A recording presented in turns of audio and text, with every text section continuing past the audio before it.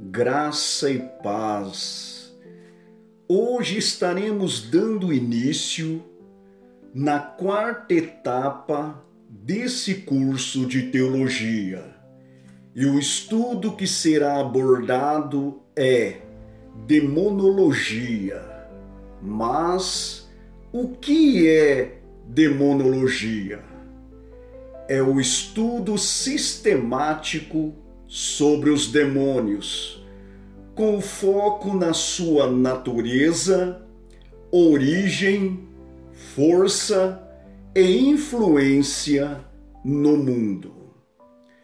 Para que possamos entender esses seres espirituais, cuja essência hoje é 100% maligna e envolta nas trevas, é necessário retrocedermos no tempo, olhar para o céu antes da tempestade, olhar para os anjos em sua glória original e depois, paulatinamente, descer com eles para o momento onde tudo mudou.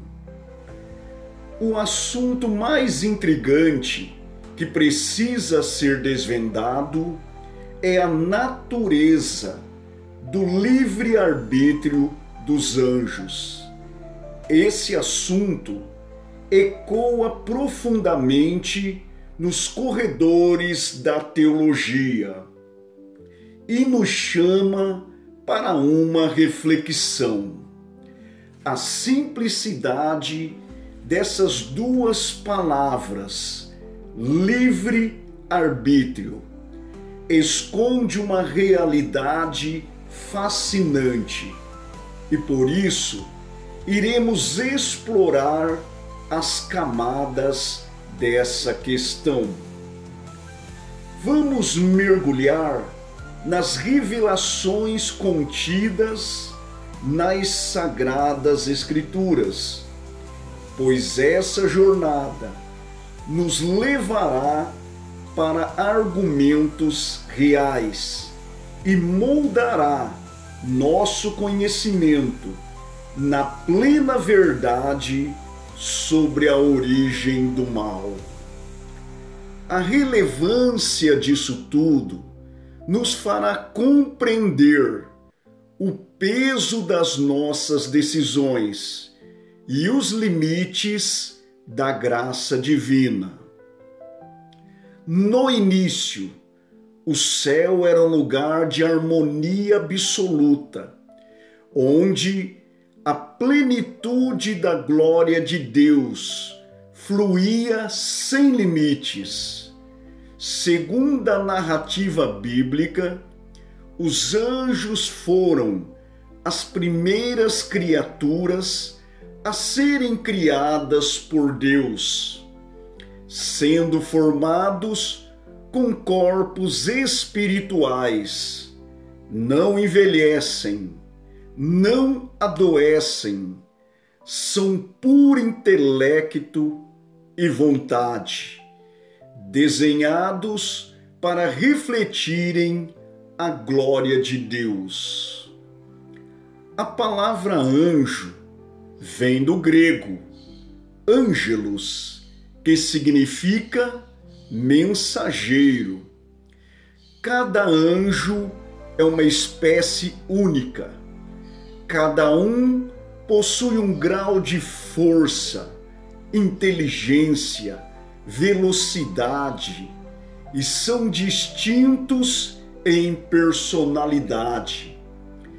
Eles formam uma hoste incontáveis de seres espirituais que povoam o céu, cada qual com seu domicílio, posto e atividade.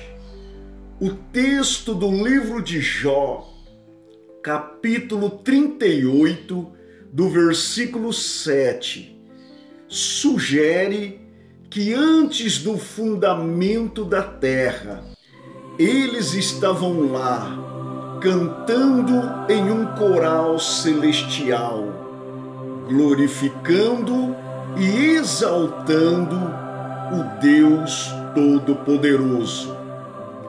Lúcifer, o portador da luz, palmilhando uma trajetória espetacular, vinha se destacando dos demais anjos.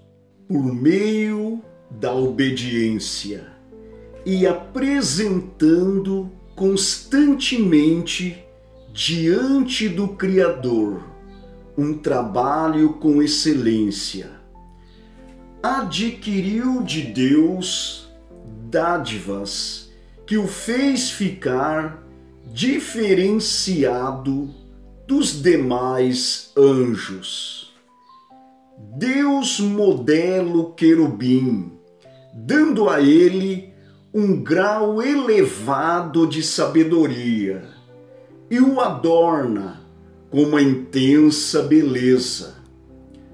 A palavra afirma que ele era coberto de pedras preciosas e andava no brilho das pedras.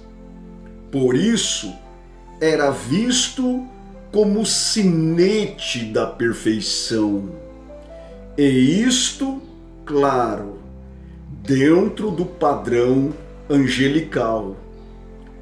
Lúcifer usava seus dons e talentos para exaltar a Deus.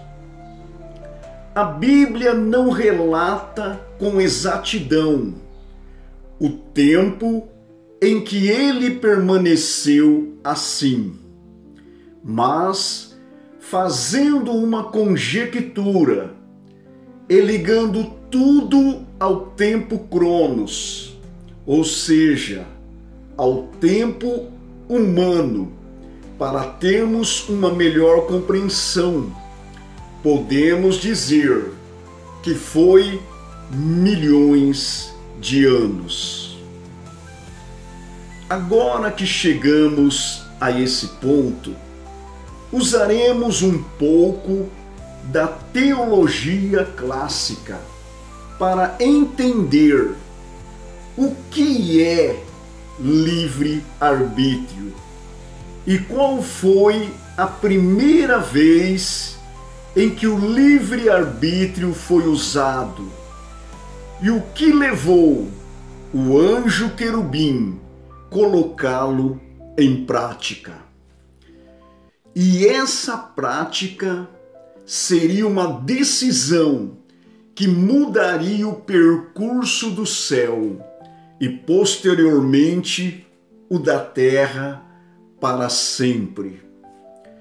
Acredita-se que Lúcifer e a terça parte dos anjos, o qual compunha a orquestra celestial, ensaiavam no Monte Santo e constantemente se dirigiam à sala do trono para celebrar um culto de adoração a Deus. É de se esperar que a cada culto a glória excelsa de Deus era derramada por todo o céu.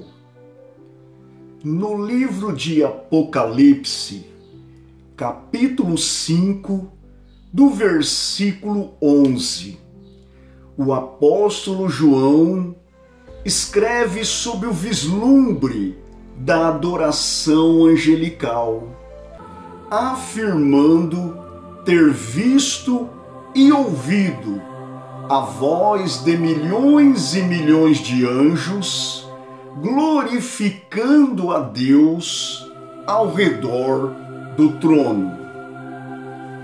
Agora nos é necessário entender como funciona o livre-arbítrio dentro dos anjos. Nós sabemos que livre-arbítrio é o poder de tomar decisões e escolher um caminho a seguir.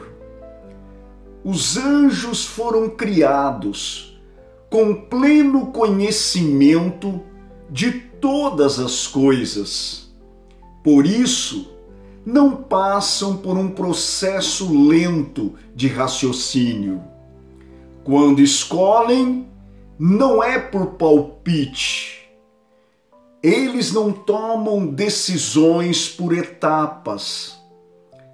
A sua mente é instantânea, clara e completa. As suas escolhas estão unidas com pleno conhecimento e consciência de todas as consequências. O livre-arbítrio de um anjo é tão perfeito e sem mácula, feito com uma clareza total, capaz de captar as alternativas do sim e do não, naquilo que pode fazer e não pode fazer de uma maneira profunda. A decisão tomada por um anjo é como uma flecha que depois de lançada não tem volta. Realmente é um salto dado em plena consciência. A lógica da teologia nos leva a crer que o primeiro indício de pecado, desde a vasta eternidade no céu, surgiu de um breve pensamento na mente de Lúcifer. A probabilidade maior é que no momento de plena adoração, com o Todo-Poderoso assentado no seu trono, recebendo louvor e adoração de todos os anjos, as vozes de bilhões de seres angelicais, uníssonos em perfeita sintonia, engrandecendo, exaltando a Deus de uma maneira maravilhosa. Lúcifer, olhando Deus assentado em seu trono, recebendo toda essa adoração, por um momento deixa fluir um pensamento. Mas que pensamento seria esse? Com certeza, ele pensou: não poderia ser eu sentado nesse trono? Não poderia ser eu sendo adorado e exaltado? Então, seus olhos e pensamentos começaram a pintar um cenário diferente, o qual criaria para ele dois caminhos a serem seguidos. E o querubim da guarda ungido ficaria frente a frente com os dois caminhos.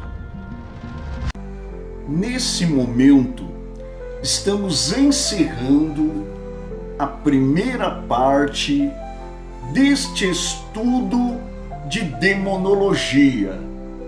No próximo estudo, estaremos falando sobre o ardente desejo que nasceu no coração de Lúcifer de ser Deus, e como ele, usando a sedução, ele conseguiu fazer com que a terça parte dos anjos do céu, juntamente com ele, se rebelasse contra o Criador.